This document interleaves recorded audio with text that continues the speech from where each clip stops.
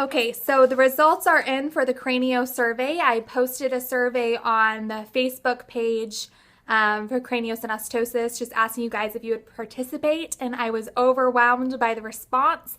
I had as of right now, which I'm telling you the results, I had 357 people respond, and I had no idea that was going to happen. Anyway, disclaimer, I'm just a mom. I'm not a doctor. I'm not a nurse. I don't have any scientific background. I did this purely for my own interest because I was curious, and since my daughter was diagnosed, I just have been really interested in craniosynostosis. So I thought I would take a shot and do a survey. I had no idea so many of you would participate, so thank you for doing that. Again, if I spelled things wrong or I say things wrong, I pronounce things wrong while I'm talking to you, I'm sorry. I'm doing my best. I didn't write this in a post because I thought it would be a lot to write down. So I'm just going to say it to you, and I'm going to do my best. Okay, let's get right in. My child is a boy. 64% of you, your child is a boy. 35% of you, your child is a girl.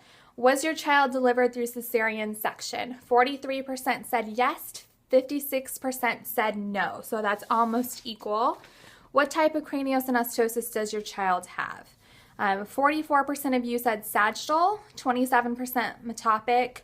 I don't know if I'm saying this right, but 4% lambdoid, 4.9% left coronal, 5.9% right coronal, 7% bicoronal, 1.3% unicornial, and 5.2% other. There was a lot of you with multiple sutures closed, or all of them were closed. When was your child diagnosed? 2.3% before birth, 28.5% within the first 2 weeks, 28.5% 2 weeks to 3 months old, 20% 3 months to 6 months old, 7.6% is 6 months to 9 months old, 9 months to 12 months old is 4.2%, 12 months to 18-month-old is 3.4%, 18 months to 2 years is 1.7%, after 2 years old, 3%. So most of you had your child diagnosed between 2 weeks and 6 months old. Does either biological parent have craniosynostosis? 91% of you said no. 5% said yes, and 3% weren't sure. Are there any other members of your child's family that have craniosynostosis? 73% of you said there were no other members that had craniosynostosis. 14% of you were not sure. 4.4% has a cousin or second cousin to your child with it. 4% has another child or sibling. 2.2% has an aunt or an uncle, or 1.4% has a grandparent or great-grandparent. When my child was born, the biological mother's age was 38.3% of you were 25 to 30, 31 to 35 of you, no, 27.9% of you were 31 to 35 years old. 19.7% of you were 19 to 24 years old. 12% of you were 36 to 40 years old. 1% of you were older than 41 years, and less than 1% of you were younger than 18. When my child was born, the biological father's age was 33.2% of you were 25 to 30. 31 to 35 years old had 28.7% of you. Sorry, I'm all over the place. I'm doing my best here. 36 to 40 years old, 16.2% of you were 36 to 40 years old.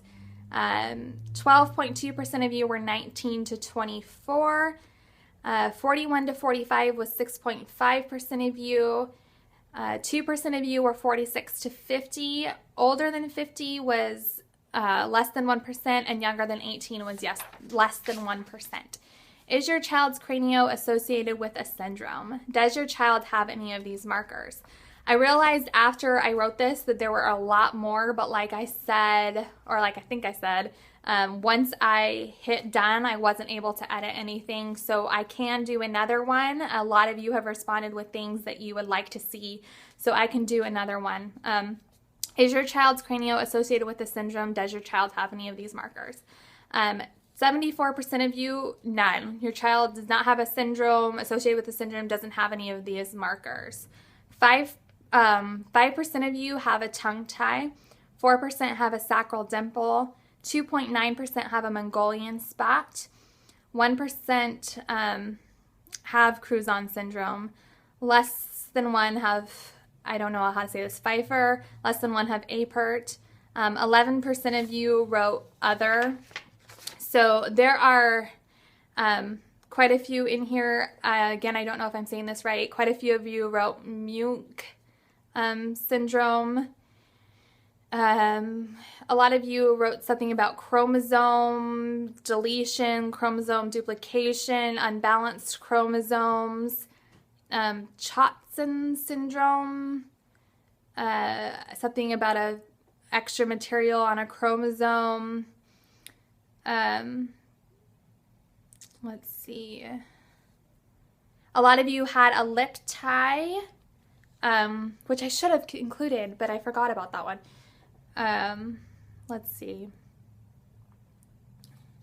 There are some other things in here, but not many are repeats other than those.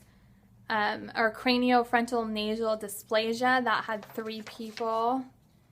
I also remember someone posting something about maybe like a curly toes or something, which I should add in there. Anyway, what type of surgery did your child have or will she be having? 72% of you had CVR. 16% had endoscopic, 11 said other. It was my understanding that anything that was an open surgery was considered CVR. I could totally be wrong. Don't hold me to it, but that's what I thought, which is why I only put 2, because I wasn't aware of more. I'd heard of FOA, but I thought that was still under the CVR category. I could be totally wrong. Sorry if I am. But some other people wrote strip craniectomy, which I thought was under CVR. A lot of you wrote FOA. Some spring-assisted surgeries. Someone just wrote cranial reconstruction, which I'm pretty sure is under CVR. Sagittal synostectomy, which I'm pretty sure falls under one of those 2. If it doesn't, I'm sorry. Modified pi was in there. Lambdoid, which I'm sorry if that's a separate thing. I wasn't aware of that. So the last question in here, there are like over 300 responses. So I'm just going to give you some of them. Do you think your child's craniosynostosis could have been caused by something? For example, position during pregnancy, a fertility treatment, or a medication taken? There is no reason. Okay, so most of you said that you believe there is no reason. I don't have a percentage on this, but I think the next highest amount of you think it was from some sort of antidepressant or anti-anxiety drug could have caused it. The next thing after that was position. A lot of you thought the position in womb could have caused it. There are many, many other responses in here, way too many for me to read because I have like 350 responses. Some of you wrote that you think it's genetic.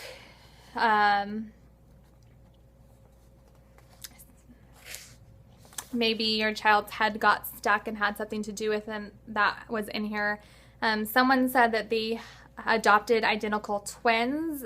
Both the girls were predisposed. The girls were both drug exposed prenatally. One of them has cranio and the other does not. So that is interesting because they both are identical, and she believes, or he believes, that one could have gotten more drug exposure than the other. So I found that one was really interesting. Someone said that they drank a lot of milk, that they really craved it. The only reason I'm mentioning that is because I did also. I drank a ton of chocolate milk. So if anyone else did, let me know. Again, a lot of people think it was random. Head position. There's a few people that think it was caused by some sort of fertility treatment, but not many of you. And that's about it. So I will do another survey that's more in depth if you guys want, if you're willing to participate. If you'd like to give me some questions to add to it, or things that you think I asked that maybe weren't necessary, just let me know. If you could also like this video by giving it a thumbs up, that's kind of like right below in the little box. That will help other people see it. When they type in things for YouTube, it will come up, and maybe they'll be able to see it too. So thank you so much for watching. I hope that maybe some of you got some information that maybe you were wondering out of this. So thank you so much.